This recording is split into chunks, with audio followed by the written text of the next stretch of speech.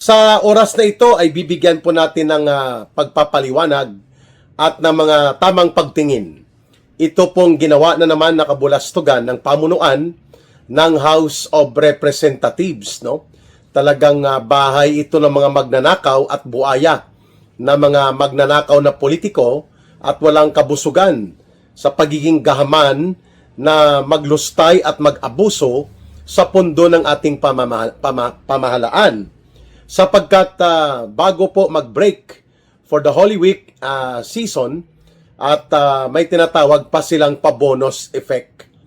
2 million cash lang naman na tumataginting po ang ipinamudmod nila Tambaluslos at nila Budget D na anino lamang ito ni Tambaluslos bawat mga kongresista na sumasang-ayon sa kanila at nakalinya sa kanilang political alliance.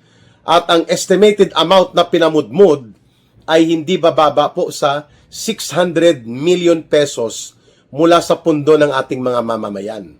Sa gitna po ng malawak na paghihirap at pagdarahop ng ating mga kababayan, hindi na halos makaagapay ang mga sektor ng transportasyon, ang mga tsuper, ang mga pasahero, ang mga mamamayan, ang mga manggagawa, mga magsasaka at ordinaryong mga mamamayan sa napakamahal po na mga bilihin, napakataas na singil sa kuryente, bayarin sa tubig, bayarin sa pagkain at iba pa, may gana pa sa pinakamakapal na mukha itong mga nasa Kongreso ni Tambaluslos na tumanggap ng Easter bonus na tag 2 million pesos mga kababayan. Talagang wala na pong damdamin, no? This is the most scandalous display of insensitivity and callousness. Ano pong ibig sabihin ni Ka Eric? Ito na po ang pinaka-iskandaloso na pagpapakita ng pagkamakapal ang mukha, kapal ng apog, at walang damdamin sa nararanasan na krisis ng sambayan ng Pilipino, itong mga buaya na politiko. Mantakin ninyo, aabot mga kababayan sa 600 million pesos po ang nilulustay at ipamumudmod bilang panunuhol. Inisyal lang ito sapagkat nakaambang o nag-aantay po ang pagpipirma nila ng impeachment complaint na binaluktot nila Romualdez at Marcos dito laban kay Vice President Sara Duterte. Kaya bago po magkaroon ng Holy Week break, imbis na sina po ay magkaroon po ng pananampalataya, pagbabago ng damdamin at kaisipan upang maging matino ang kanilang paglilingkod sa gobyerno, itong mga buaya at mga magnanakaw at kawatan ng mga politiko tumanggap pa ng tag 2 million pesos na cash Easter bonus at tumataginting na aabot po sa 600 million pesos ang pinamudmod sa kanila. Ito po ay binigyang punto o nagbigay ng idea o hint itong si Congressman Leandro Liveste.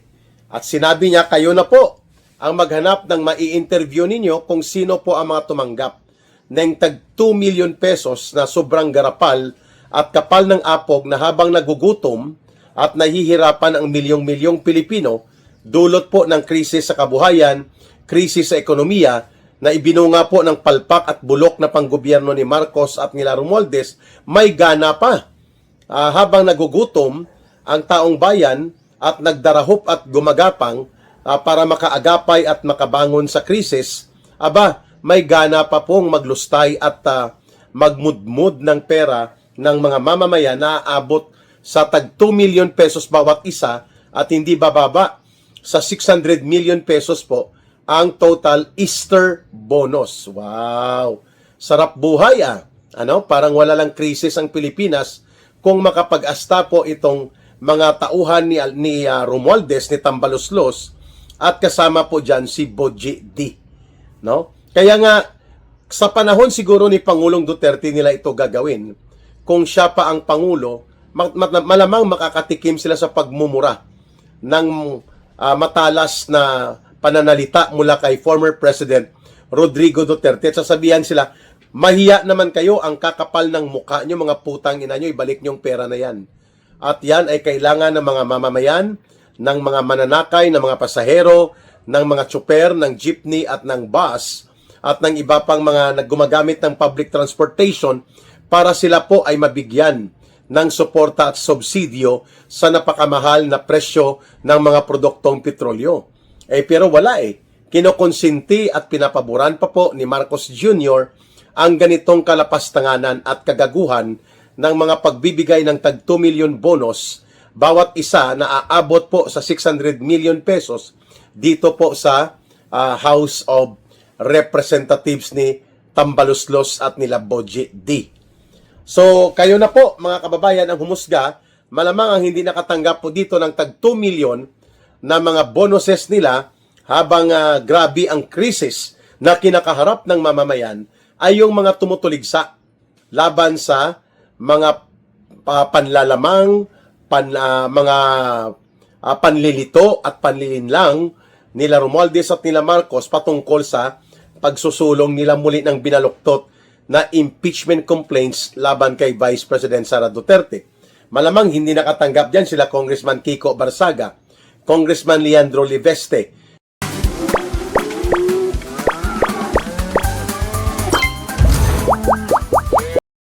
Congressman Igay Erese, Congressman Toby Chanco, sila Congressman Pulong Duterte, mga Duterte Block, hindi yan makakatanggap, no? Pero ito mga magnanakaw na kawatan na party list ng CPP, NPA, NDF at mga party list na mga magnanakaw na politiko, nakakatanggap yan.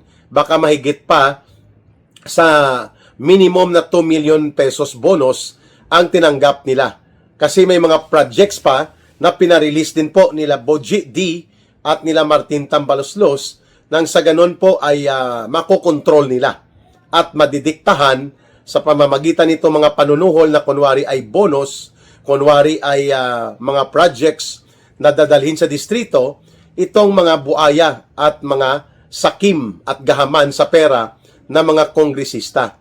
So mga mahigit 300 po ito ang nakatanggap nito ng panunuhol in the guise or in the disguise ng kunwari Easter bonus na tag 2 million pesos at hindi bababa po sa mga tag 100 million to 200 million pesos na mga projects supposedly para sa mga distrito nila.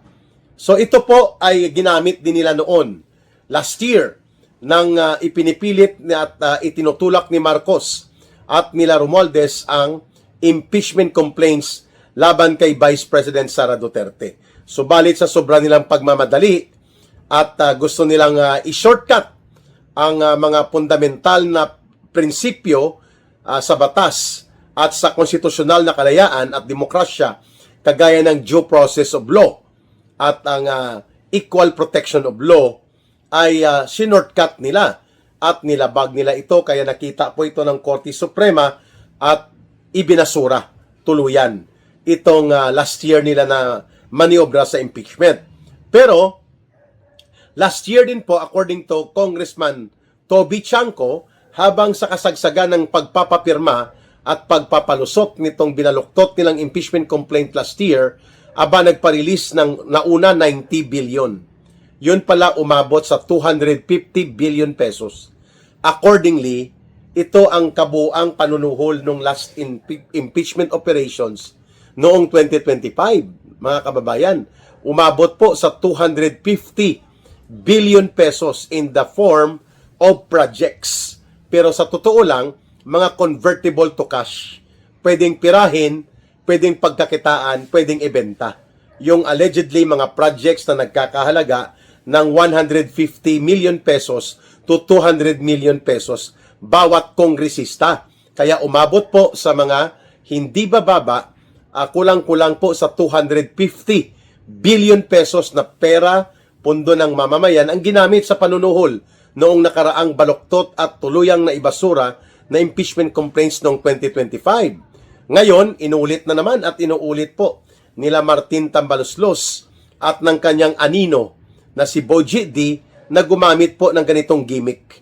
Panunuhol pa rin ang kanilang nakikita at isa dyan, itong tag 2 million pesos na Easter bonus habang mumulat nagmumulagta ang mata ng mga milyong-milyong Pilipino na hindi makakumpleto po ng 3 beses na pagkain sa araw-araw, nagmumudmud at namumudmud ng pera ng taong bayan itong mga kurakot na mga tauhan ni Marcos sa sindikato. Lalo na po sa pangunguna nila Boji D at nila Tambaluslos. 2 million pesos para po sa tinatawag nilang Easter bonus na nag-aabot po sa kabuuan hindi bababa sa mga 600 million pesos po ang pwedeng nakuha ng mga kongresistang ito na karamihan sa kanila ay nagpapasuhol at sinusuhulan po nila Martin Tambaluslos para makontrol at madomina at madiktahan ang kanilang pagsang-ayon dito sa panibago at pangbabaluktot na naman na impeachment operations versus the Vice President. Pero may hangganan po ito lahat kasi mamarkahan po natin itong mga kongresistang ito at ibubulgar natin ang kanilang gimmick na pakunwa-kunwarian. Magkakaroon sila ng Easter bonus, ginamit pa nila ang Semana Santa para magnakaw at magpasasa sa kaba ng bayan, mga walang hiya talaga, no, mga kababayan. At samantala naman po, umaabot na ang presyo ng produktong petrolyo sa halagang 110 to 120 pesos per liter ang diesel at mga 98 pesos per liter ang gasolina. Tuloy-tuloy din po ang pag-ambang ng pag-angat ng presyo sa bayarin ng mga kuryente, tubig at pagkain. Wow! Tuloy-tuloy at samantala, ito pa ang isang malaking balita din. Itong patuloy na pagmamaniobra ng mga finance team ni Marcos Jr. para po maibenta ang mga prime real properties na pagmamay-ari ng gobyerno.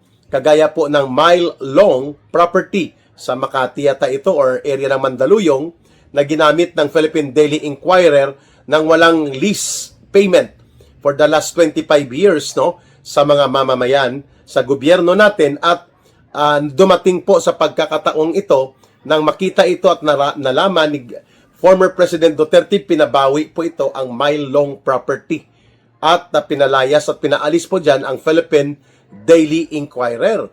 Subalit, hindi lamang po yan ngayon ang issue na ibebenta ni Marcos di umano ang mile-long property ng gobyerno at pati po itong Makati Atrium at ang isa pa itong FTI or Food Terminal Incorporated na mga properties po sa Taguig para daw makapag-ipon di umano ang gobyerno ni Marcos ng pondo para magbili ng supply support para sa produktong petrolyo. Aba, sinabi ko na nga kanina sa isang episode ko na hindi po kailangan magbenta tayo ng ating assets o ng ating mga properties sapagkat pwede naman po yang gawin ng mga produktong ng mga kumpanya ng produktong petrolyo, mga oil companies sa kumpas at koordinasyon ng gobyerno. Magkakaroon po ng centralized government-to-government transaction of direct importation. Ibig sabihin po ay gobyerno na ang mag-aangkat ng mga produktong petrolyo, makikipag-usap ang gobyerno sa presyo na mas bababa at direkta po ang pagsusupply pansamantala mula po sa government side. Dahil nga po sa kalagayang panglipunan ngayon na walang kasiguruhan na mapapatigil kaagad ang namumuo na mga hidwaang tunggaliang armado sa pagitan ng bansang Iran at ng bansang Israel at bansang Amerika na ngayon ay nagdudulot na po ng malawak na regional crisis sapagkat nandyan po nanggagaling sa rehiyon na ito ng Middle East ang pinakamalalaking supply ng produktong petrolyo, including ang ginagamit po ng Pilipinas. Ngayon, kung hindi pa po maliwanag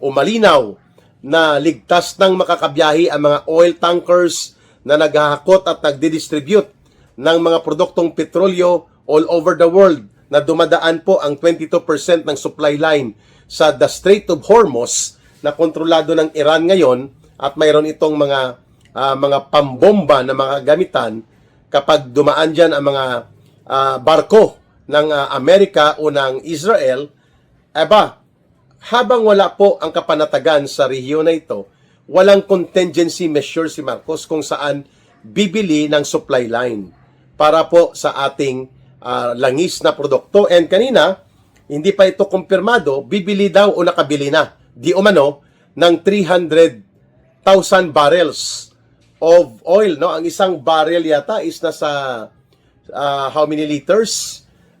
I think it's 84 liters or 64 liters po ang isang bareles ng langis.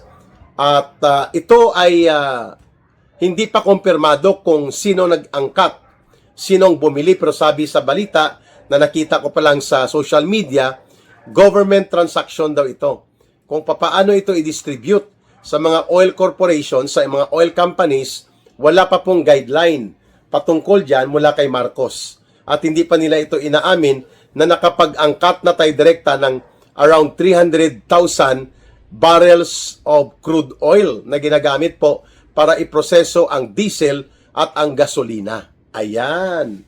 So, magkano ang binili na amount? Sino ang nagbili nito? Anong ahensya ng gobyerno? Department of Energy ba? At saan po ang deposito nito ngayon? Ang oil depot. Papaano po ito ma-avail ng mga mamamayan? And mukhang hindi po kompleto ang datos na ito. Kumalat lang ito sa social media that there is now a delivery of around 300,000 barrels of crude oil. Pero hindi naman po ito lantad na ipinaliwanag ng gobyerno ni Marcos na mayroon nga silang transaksyon ng government to government para magkaroon po ng centralized importation. Babantayan din po natin ito sapagkat nakapending din ang paghingi ni Marcos Jr. ng emergency powers at least for the next 60 days to 90 days mula sa Kongreso. Nag-recess na po ang sesyon ng Kongreso, pero pwede pa naman na magpatawag after the Holy Week kung kakayanin at itutulak ni Marcos na talagang makipagpulong sa Kongreso, sa House of Representatives at sa Senado upang makagawa po ng mga blueprint of contingency and exigency measures nang hindi po nakatenga lang o nakatiwangwang ang mga mamamayan kung ano ang mangyayari sa patuloy na pagsidhi at paglawak ng krisis sa ating bansa. Dulot po ito ng nangyayaring armadong tunggalian sa pagitan ng bansang Iran at laban sa Israel at laban din sa Amerika. Ayan, magandang pagkakataon nito na pag-usapan na rin natin ito, ang mga pangyayari may kaugnayan po sa krisis sa industriya ng langis, mga kababayan. So, malaking bagay sana at malaking tulong kung ang almost or more than 600 million pesos na pinamudmod lamang nila Boji D at nila Tambaloslos at with the consent of Marcos Jr. dahil hindi siya pumalag, malaking tulong sana ito sa pag-subsidize ng mga pamasahe at pati na po sa pagpapakarga ng fuel ng ating mga pampublikong transportation na ating mga kawawang tsuper na nabubuhay dito. Abangan po natin ang iba pang balita at talakayan with Ka Eric sa susunod pa nating diskasyon at huwag nating bibitawan na ganito po kakapal ang apog, ganito po kakapal ang pagmumukha at walang kakayanang mahiya o magkaroon ng hiya itong gobyerno ni Marcos at nila Romualdez sapagkat namudmud pa ng Easter bonus at kung ano-anong panunuhol na kunwari ay proyekto habang nagkakaroon po ng malawak at pwedeng malunod ang buong bansa sa posibilidad ng malakihang krisis na sasambulat at ito ay hahambalos sa mamamayang Pilipino. So mga kababayan, huwag nating kalimutan ang ating GCash line of support sa People's Advocacy Center na Bangon Sambayanan na pinamumunuan po ni Ka Eric. Ang numero natin for your support na pwedeng mag-send sa GCash 1 peso, 2 pesos, 5 pesos, whatever you wish. Importante, sincero po at bukal sa kalooban. Ang numero na gamit natin for GCash and line support ay ang 0916-308-7710. 0916-308-7710. mga kababayan. Rohilda Celis po, kay Langging po ang pangalan niyan. Maraming salamat mga kababayan sa inyong pagsuporta at pagsubaybay at pagtangkilik sa Ka-Eric Celis YouTube channel at sa ating Bigwas ng Agila with Ma'am Lorraine Maribadoy at sa ating Ka-Eric Jeff Celis Facebook account. Mahalin po natin ang bansang Pilipinas. Walang ibang magmamahal nito kundi tayo ring mga Pilipino. Para sa Diyos at sa Pilipinas nating mahal, may God bless everyone and may Allah will be with those who are Muslim brothers and sisters. Muli, maraming salamat. Bye for now. Ito po si Ka Eric.